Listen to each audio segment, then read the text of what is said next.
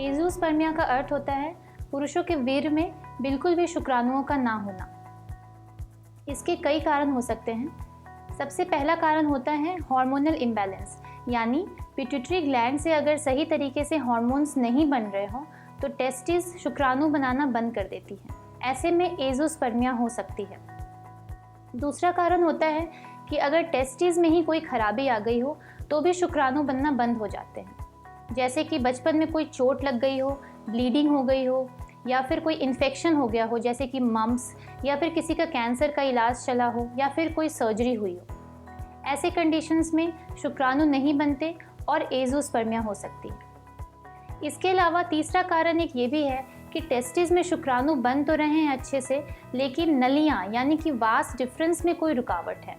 इसकी वजह से शुक्राणु अच्छे से बनते हुए भी बाहर वीर्य नहीं आ पाती और एज़ोस्पर्मिया या फिर एस्पर्मिया भी हो सकती है। एज़ोस्पर्मिया पुरुषों में निसंतानता का एक प्रमुख कारण है। अगर किसी पुरुष को एज़ोस्पर्मिया है तो सबसे पहले उन्हें किसी अच्छे निसंतानता के हॉस्पिटल से यानी किसी अच्छे इनफर्टिलिटी स्पेशलिस्ट से दोबारा जांच करानी चाहिए, और जांच कराने के 3 से 4 दिन पहले तक उन्हें आपसी संबंध नहीं बनाने चाहिए। उसके बाद दोबारा जांच में भी अगर एज़ोस्पर्मिया मिलती है तो हमें एज़ोस्पर्मिया का कारण खोजना होगा। कुछ ऐसे केसेस होते हैं जिसमें कि टेस्टिस में शुक्राणु बन रहे हैं लेकिन बाहर नहीं आ रहे, यानी कि नलियों में रुकावट है।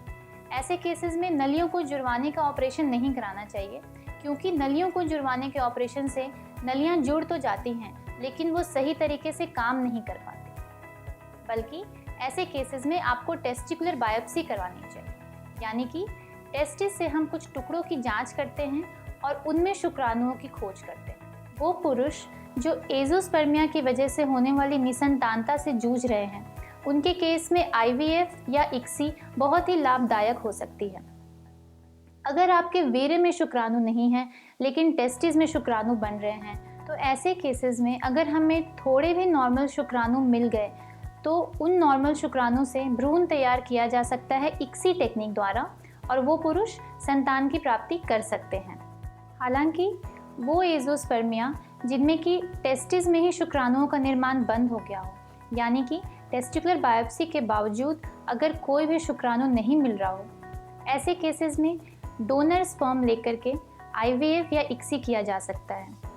डोनर स्पर्म में हम डोनर से एक स्पर्म लेते हैं और उसको उस पुरुष की पत्नी के अंडों से मिलाते हैं, भ्रूण तैयार करते हैं और फिर उनकी पत्नी के गर्भाशय में डालते हैं। इस तकनीक द्वारा वो पुरुष भी संतान की प्राप्ति कर सकते हैं।